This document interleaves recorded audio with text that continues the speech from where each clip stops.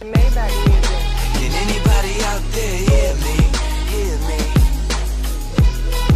'Cause I just wanna say. Halo, Assalamualaikum warahmatullahi wabarakatuh. Jumpa lagi bersama saya di channel YouTube Maulana Nurul Sobri dan juga di podcast My Pod Story, berbagi cerita bersama Maulana Nurul Sobri. Oke guys, gimana kabarnya? Semoga kabarnya baik-baik saja ya semuanya ya. Dan terima kasih buat teman-teman yang udah mendukung channel ini ya, dan juga senantiasa memberikan subscribe, like-nya, juga sama share konten video yang ada di channel YouTube ini, dan juga buat teman-teman yang juga mendengarkan podcast My Pod Story juga, baik itu di Spotify, di Anchor, ataupun dimanapun podcast My Pod Story ini ada gitu. Ada juga di Google Podcast juga sih My Pod Story ini ya. Oke guys, di kesempatan kali ini ya, saya pengen sharing ini mengenai berbagi cerita tentang sebuah topik yang ada di Kompasiana gitu. Jadi topik ini saya angkat dari Kompasiana, yaitu mengenai dilema rokok gitu ya kan. Itu topiknya, tapi judul yang kita ulas kali ini itu mengenai rokok dan sudut pandangku gitu. Jadi ini mengenai topik bahasan yang memang kenapa saya bisa berhenti merokok gitu ya kan. Jadi ini murni dari pengalaman pribadi saya gitu, pribadi saya, bagaimana saya memandang sebuah rokok gitu, atau memandang sebuah aktivitas rokok gitu ya guys. Oke, langsung saja, karena ini sebuah topik pilihan yang juga saya angkat di sebuah konten di Kompasiana ya juga. Jadi itu saya akan sedikit mengulas sedikit banyak mengenai rokok itu seperti apa, baik dari sejarah, lalu bagaimana industrinya, dampak kesehatan, dan juga bagaimana cara kita nanti berhenti dari rokok atau merokok tentunya. Oke.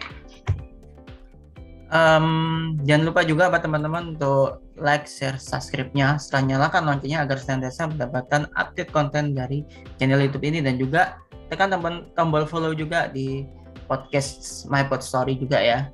Oke, langsung saja. Jadi memang di topik pilihan yang ada di Kompasiana yang akan kita bahas itu ya, akan kita ulas itu mengenai dilema berhenti merokok gitu. Dilema berhenti merokok gitu. Ya jelas kok dari sekilas kita lihat di sini memang namanya dilema, ya tentu kita berada di sebuah pilihan dengan sebuah kondisi yang tentu tidak memudahkan kita untuk memilih melanjutkan ataupun berhenti ya kan dalam sebuah aktivitas atau pilihan itu sendiri gitu. Tentu dalam hal ini dilema kita berhenti merokok gitu. Tapi sebelum kita jauh membahas pengalaman saya ya, bagaimana saya bisa berhenti merokok gitu atau berhenti merokok gitu ya, kita akan mengupas dulu sejarahnya seperti apa sih gitu. Oke. Pertama kita kan membahas sepintas lah sejarah rokok itu seperti apa gitu. Jadi siapa sih yang memulai pertama kali merokok ya kan? Sebenarnya sih kalau menurut saya pribadi sih ya, kalau saya pribadi, pandangan pribadi saya tuh siapa yang mulai merokok pertama kali itu nggak jelas siapa itu gitu. Tapi sejarah di sini kan, menurut sejarah yang saya kutip beberapa media, nanti ada referensinya di slide terakhir itu, bahwasannya ternyata perokok pertama itu ya kan, perokok pertama itu sudah ditemukan pada 4000 tahun silam gitu. Jadi manusia perokok pertama itu ternyata berada dari Amerika Selatan guys gitu. Jadi sekitar 4000 tahun silam ya kan, seorang Christopher Columbus nih ya, ataupun seorang penjelajah ya, yang juga tiba di benua Amerika Selatan itu ternyata menemui ya 4000 tahun yang silam, menemui bahwasannya sosok manusia pertama yang merokok itu ternyata itu adanya di Amerika Selatan gitu. Dan ternyata guys, rokok itu pada awalnya itu difungsikan atau apa ya, digunakan lah gitu, dimanfaatkan untuk sebuah ritual, media ritual pemujaan kepada para dewa ataupun juga kepada roh nenek moyang gitu ya kan. Dan juga apa ya, dianggap juga sebagai ini obat peredam pilek gitu, ataupun radang hidung ya. Ini bukan radang hidup tapi radang hidung ini di sini. Maksudnya bukan radang hidup ya, tapi radang hidung ya sini ya, bukan radang hidup ini, tapi radang hidung dan juga pilek gitu ya kan. Jadi dan mungkin sampai sekarang sih ada beberapa orang yang meyakini kalau kamu pilek nih, kalau lu pilek ya udah lu tinggal ini aja, ngerokok aja gitu. Tapi juga ada dia yang rokoknya nggak cocok gitu ya, itu kadang dia malah bisa pilek gitu. Ada yang biasa dia pakai mild gitu, atau yang nggak biasa filter tiba-tiba dia pakai filter, atau nyoba filter yang mild yang baru atau apalah gitu. Jadinya dia ada yang sampai pilek, bukan cuma batuk tapi pilek sih gitu.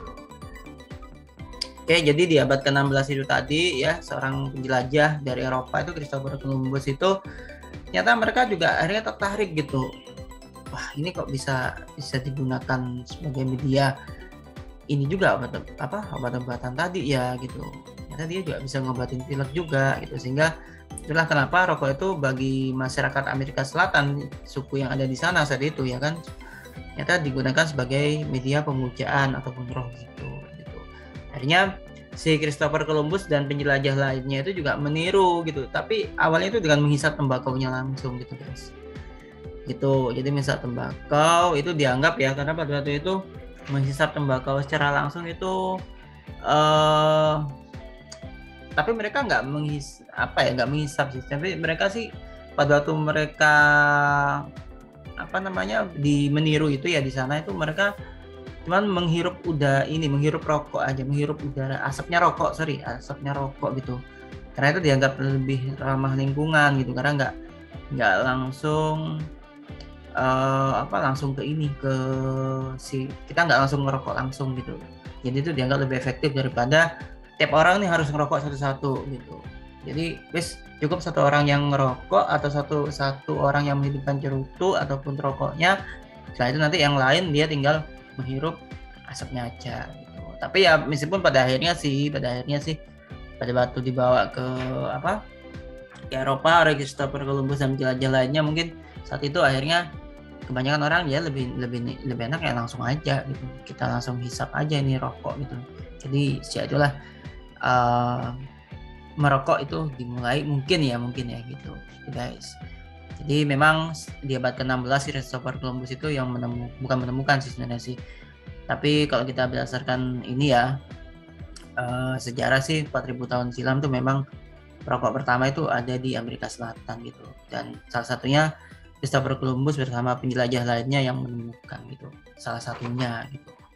Ya, saya yakin sih nggak mungkin Christopher Columbus saja, tapi sebelumnya mungkin juga yang pernah terdampar di Amerika Selatan juga pernah menemukan gitu. Tapi kita nggak tahu lah, ini menurut catatan sejarah aja. Oke. Dan kita sedikit mengulas ya mengenai sejarah rokok di Indonesia gitu, dan bagaimana rokok sekarang gitu.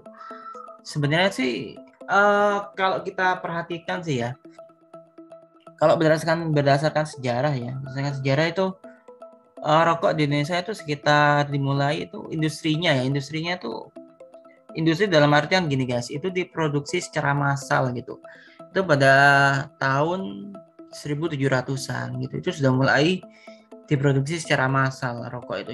Jadi memang nggak jelas kapan rokok itu masuk ke Indonesia, tuh nggak jelas itu. Cuman menurut catatan sejarah ya kan, industri rokok mungkin masih home industry ya saat itu ya, itu diproduksi secara massal itu sekitar tahun 1700-an gitu, dan sampai saat ini ternyata sudah ada sekitar 57 juta perokok di Indonesia. Ini tahun 2008, tentunya nanti sekarang udah tahun 2021 ya, pastinya jelas meningkat gitu seiring dengan pertambahan penduduk ya kan. Dengan posisi mungkin sekitar 63% tuh yang perokok pria dan 5%-nya tuh perokok wanita. Ya memang perokok gak cuma untuk pria atau wanita, siapapun boleh merokok gitu. Tapi bukan saya menganjurkan ya, memperbolehkan gitu. Siapapun bisa merokok gitu.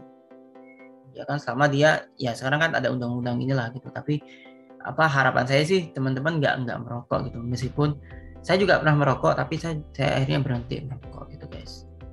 Tapi saya nggak berharap sih banyak rokok gitu. Oke, lanjut. Industri dan kesehatan sini ya guys. Nah sih kalau teman-teman bisa perhatikan nih, ya di Indonesia itu kan rokok itu berhasil menyerap 6,1 juta tenaga kerja dan mampu menyediakan lapangan pekerjaan untuk para petani tembakau sekitar 1,80 juta petani guys. Wow. Jadi memang dilematis sekali gitu. Kalau kita mengatakan efek negatifnya atau efek buruk dari rokok, ya kan, ya memang ada gitu. Tapi satu hal ini kalau secara perekonomian ya ke negara jelas ini menyumbangkan devisa gitu, penghasilan buat negara, tapi yang pasti ini juga memberikan lapangan pekerjaan gitu, nggak hanya ke tenaga kerja tapi juga ke para petani ya yang ada di daerah atau di desa-desa, itu juga memberikan kontribusi gitu, industri rokok itu sendiri gitu ya kan. Dan industri rokok itu di Indonesia itu menurut data ya yang saya sadur dari p2ptm.kemkes.go.id 2018 ya kan, itu industri rokok di Indonesia itu bertumbuh sampai 10% tiap tahunnya gitu.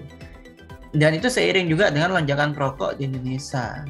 Di Indonesia saat ini yang mencapai 90 juta jiwa. Jadi kalau tadi sekitar 50 juta jiwa tahun 2008 ya, ternyata di tahun 2018 ini 10 tahun kemudian sudah menjadi 90 juta jiwa gitu. Iya, bisa dibilang cukup signifikan sebenarnya gitu, tapi nggak bisa dibilang juga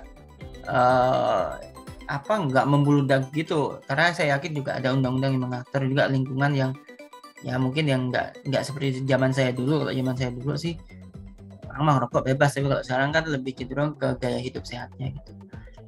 Dan menurut P2PTM Kemkes.go.id juga ya, .go.id juga, di sini ternyata banyak kerugian yang dihasilkan dari merokok gitu, terutama bagi usia produktif gitu, mulai dari yang hilangnya produktivitas karena mereka sering sakit-sakitan, serta adanya disabilitas dan juga kematian prematur. Jadi maksudnya kematian prematur itu maksudnya apa? Kematian prematur ini maksudnya itu kita belum waktunya meninggal. Maksudnya gini, ya kalau soal umur sih memang semua di tangan Tuhan gitu. Maksudnya kita seharusnya kalau manusia itu meninggal itu rata-rata ya umur manusia itu kira-kira 60-an lah, 60 sampai 70 tahun ke atas lah ya gitu. Itu sudah masuk usia senja itu. Tapi kan maksudnya di sini kematian prematur itu kita seharusnya masih bisa memperpanjang usia kita, tapi karena akibat rokok itu akhirnya kita justru memperpendek usia kita gitu ya. Seharusnya kita mungkin nih, ya memang sekali lagi umur itu di tangan Tuhan ya, tapi seharusnya kita bisa sampai usia 60, 70 bahkan 90, ternyata kita hanya sampai usia, mohon maaf misalnya amit-amit ya, nggak sampai usia itu tadi, nggak sampai usia 50 misalnya. Tapi kan berarti saya bilang, wah apakah semua perokok? Pasti enggak juga, itu balik ke daya tahan tubuhnya masing-masing sebenarnya sih. Cuman memang lebih bahaya juga gitu, karena apa, selain ada perokok aktif juga ada perokok pasif, dan katanya sih yang pernah dengar sih, kalau perokok pasif itu lebih rentan gitu pada risiko dari efek asap rokok itu sendiri gitu ya kan. Tapi kendati demikian memang sih yang membuat negara itu dilematis adalah pada tahun 2015 ternyata pendapatan negara itu seperti melalui pajak, bea cukai, ya kan, PBB, juga pajak daerah tentunya, itu juga ternyata dihasilkan dari sektor industri rokok ini guys gitu. Seenggaknya mereka menyumbang di tahun 2015 itu senilai 170 triliun rupiah gitu. Ya tentunya dilematis buat pemerintah gitu. Misalnya kita mau tentang kesehatan tapi satu sisi kita masih butuh pendapatan dari industri ini gitu ya, memang dilematis gitu. Tapi menurut saya sih, saya yakin pemerintah akan tetap mengutamakan di atas kepentingan perekonomian, ada kehidupan masyarakat juga tentu harus dijamin, kehidupan rakyatnya tetap harus dijaga. Saya yakin sih itu, entah nanti mungkin bertahap regulasi itu akan mulai dikembangkan, saya yakin itu gitu. Dan pengalaman saya guys, rokok, kopi, gorengan dan lainnya, jadi maksudnya gini sih, kita ngerokok itu pasti identik dengan kopi, dan itu akan lebih sempurna lagi, nikmat lagi kalau ada gorengannya seperti pisang goreng, mau tahu goreng, ote-ote atau apa, atau bakwan ya, bakwan gitu ya kan. Dan juga tentunya di suasana yang bersama teman-teman gitu ya kan, sama teman-teman, suasana yang syahdu gitu, misalnya saat pagi hari turun hujan, atau ya pas pada waktu hujan, atau pada waktu kita setelah sarapan, setelah makan. Biasanya kita emang kebiasaannya sih teman-teman tuh kalau di lingkungan saya tuh mereka habis makan tuh pasti ngerokok ya kan. Dan juga kalau pagi biasanya sama kopinya, atau pas nongkrong biasanya itu dengan kopinya gitu ya kan. Ya syukur-syukur ada gorengannya, wah itu nikmat banget itu guys. Saya sendiri pernah mengalami hal itu. Dan ternyata merokok itu, kalau saya pribadi ya, ini pengalaman pribadi sih, kebanyakan yang saya tahu sih merokok itu mereka tuh karena satu tuh gaya-gayaan, yang kedua itu ikut-ikutan aja Yang ketiga itu karena penasaran aja. Jatuhnya saya sendiri itu karena penasaran aja gitu. Jadi saya tuh ngerokok itu cuma karena penasaran aja. Saya pengen tahu bagaimana rasanya ngerokok gitu. Kayak apa sih ngerokok itu gitu. Karena bagi sebagian orang tuh ketika kamu ngerokok, kamu akan mendapatkan sensasi yang berbeda gitu. Itu yang saya tahu gitu. Jadi saya coba penasaran dan ternyata memang ada sensasinya, wah ini loh aku juga bisa ngerokok nih gitu. Akhirnya yang semula penasaran ikut-ikutan teman, akhirnya jadilah gaya-gayaan. Jadi kalau kita ngerokok tuh wah udah kayak seolah-olah kita yang paling oke lah di dunia gitu guys gitu. Ya memang saya akui seperti itu, tapi mungkin kalau bagi yang sudah lama ngerokok ya kan, saya pikir bukan lagi gaya-gayaan tapi dia mungkin semacam kecanduan kali ya, semacam kecanduan gitu, kecanduan dari aktivitas menghisap rokok itu tadi atau merokok gitu. Jadi sudah bukan gaya-gayaan lagi, tapi memang beda lagi kalau dia misalnya aktivitas sehari-harinya ini loh rokok saya. Nah dia udah ngomong brand merek tertentu, misalnya saya ngerokoknya ini di sebuah momen tertentu ya, atau sebuah acara atau apalah gitu, kesempatan tertentu dia pasti nunjukin ini loh rokok saya itu membuat gaya-gayaan. Tapi kalau menurut saya sih kalau sudah rokok menjadi sebuah aktivitas keseharian, saya pikir itu bukan lagi sebuah gaya-gayaan ataupun penasaran, tapi memang ya dia memang seorang pecandu rokok sih, atau dia seorang perokok lah gitu. Dan memang kalau ada teman ngobrol tuh lebih enak lagi tuh rokok, dan lebih enak lagi kalau teman tuh mau bagiin rokok ke kita gitu ya kan. Dan tentu saja biasanya penyakitnya bukan kita, lebih baik kita rokok itu bagian ke teman ya kan. Saya lebih baik bagiin rokok saya ke teman gitu, beberapa batang bahkan sampai habis sih nggak masalah. Tapi kalau sampai korek yang habis, nah itu bermasalah gitu. Kenapa? Karena gimana kata kita nyumetnya gitu. Kalau misalnya kita lagi nongkrong di luar, bukan di warkop ya kan, nggak ada korek, wah repot juga gitu. Mungkin kalau di warkop kita masih bisa minjem ke si penjaga warkop atau si ini ya juga kita bisa pakai orang yang ada di samping kita untuk minta korek api, minta gasnya kan gitu. Kayak gitu guys gitu. Dan memang asumsi dari beberapa orang, bukan beberapa sih, kebanyakan sih mengatakan ketika kita pikiran ruwet, semrawut, sumpek itu udah kamu rokok aja untuk menenangkan. Jadi semacam ada feel gitu ya kan. Tapi kalau saya pribadi sih feel-nya itu saya nggak tahu sih apakah saya merasakan atau enggak sih. Nanti akan saya coba ulas lah gitu, kenapa saya bisa berhenti merokok gitu ya kan. Nah ini sekarang kita masuk ke sesi berhenti merokok gitu. Saya bisa berhenti merokok itu pertama itu saya memang bisa berhenti. Dulu saya sangat saya suka ngerokok, dan rokok saya tuh bukan rokok filter ya, tapi rokok kretek gitu. Saya suka banget itu rokok kretek karena beratnya tuh kerasa di dada tuh berat gitu, dan itu yang menyebabkan saya oh ya ini loh yang masuk dengan rokok itu gitu. Tapi kalau dikatakan bahwasanya saya happy ketika merokok, saya punya saya punya tenang gitu, saya pikir persentasenya nggak banyak gitu. Mungkin tertentu iya, contoh pada waktu saya pernah itu pada waktu di kampus dulu, pada waktu sidang umum ya, ketika itu saya di sidang itu saya melaporkan pertanggungjawaban saya sebagai presiden BEM saat itu. Saya ngerokok di situ, itu yang saya ini mungkin dengan ini saya bisa tenang gitu ya kan, karena kan itu banyak tuh laporan-laporan yang saya sampaikan gitu. Jadi saya butuh rokok untuk menenangkan pikiran gitu. Ternyata sih bukan menenangkan pikiran, maksudnya itu sebagai pengalihan aja gitu, supaya kita nggak terlalu tegang gitu sebenarnya sih. Jadi dengan rokok ini kita nggak tegang, jadi itu semacam pengalihan aja gitu. Jadi bukan karena rokoknya sebenarnya yang buat kita tenang, tapi media rokok ini yang buat kita tenang. Tapi bukan karena rokoknya, tapi karena rokok dijadikan media buat kita untuk mengalihkan perhatian supaya kita nggak tegang, itu akhirnya buat kita rokok tenang. Jadi kalau sekarang jelas media saya beda gitu guys. Nggak rokok lagi gitu, pengalihan itu. Jadi memang saya bisa berhenti merokok tuh pertama itu memang karena saya nggak mendapatkan feel itu tadi ya.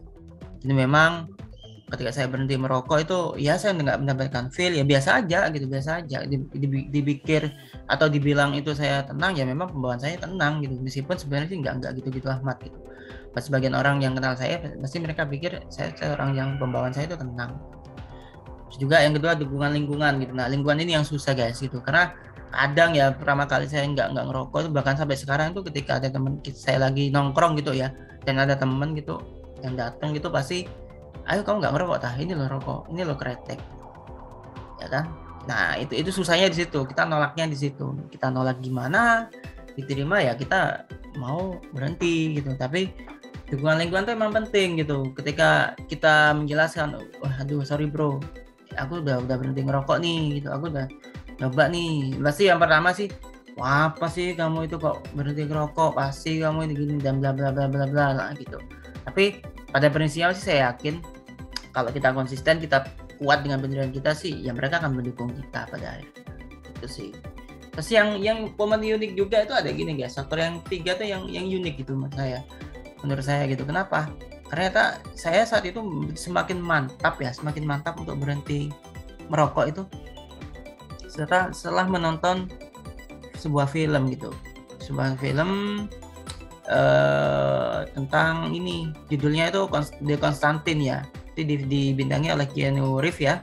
Jadi di The Constantine ini menceritakan dia sosok semacam ya pemburu setan lah gitu, pemburu setan lah, atau mengusir setan yang jahat dari yang suka mengganggu atau merasuki manusia lah gitu ya kan. Dan dia seorang perokok berat gitu.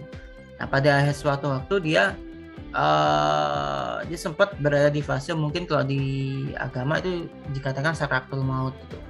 Dan dia udah ada yakin tuh dia bakal masuk surga. Ternyata pada waktu itu dia digambarkan bahasanya kamu nggak mungkin masuk surga gitu, kamu malah masuk neraka. Lo kok bisa? Dia bertanya situ, ya kamu memang banyak berbuat baik ya kan, karena kamu sebagai pembasmi Tuhan, kamu juga sebagai hambanya Tuhan gitu, tapi ada satu hal yang menghalangi kamu masuk surga, yang menyebabkan kamu masuk neraka. Apa itu? Kita ya karena kamu secara langsung sudah membunuh diri kamu sendiri gitu. Loh, dengan apa? Dengan rokokmu itu gitu. Dengan rokokmu itu gitu. Kamu ngerokok itu sama dengan kamu tuh membunuh dirimu sendiri, memperpendek usiamu sendiri itu. Secara gak langsung kamu tuh bunuh diri gitu. Ya kan, kamu memperpendek usiamu sendiri gitu dengan merokok itu. Seharusnya kamu bisa nyampe usia 100-200 tahun, tapi karena gara-gara ngerokok salah satunya ya di situ, kamu akhirnya memperpendek usiamu sendiri gitu. Dan badanmu itu, fisikmu itu adalah titipan dia, ciptanya dia, itu harus kamu jaga, harus kamu rawat gitu. Bukan malah kamu rusak dengan rokok gitu. Jadi film ini mungkin juga semacam kampanye anti rokok juga ya.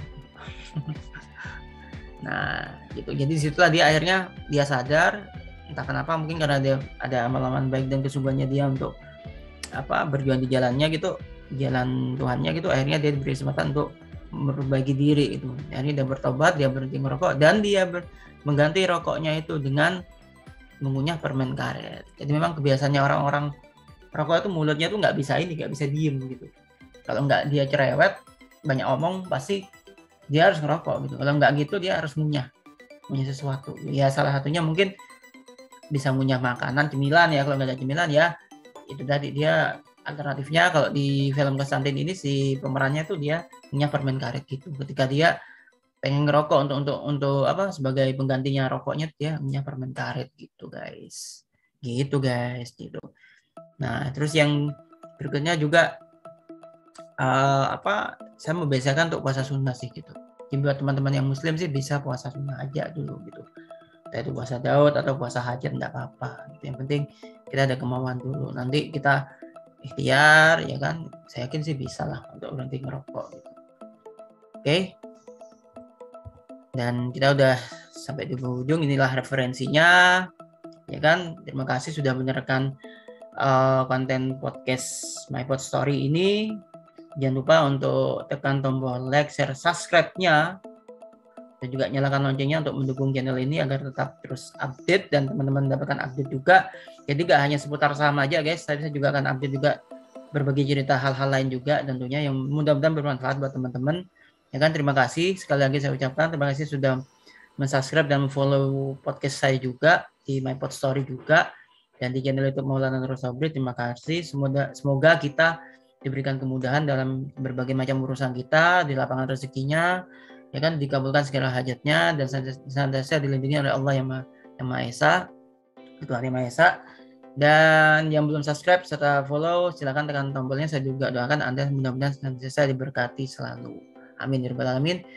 Kita ketemu lagi di konten berikutnya. Jangan lupa jaga kesehatan ya. Assalamualaikum warahmatullahi wabarakatuh. See you guys.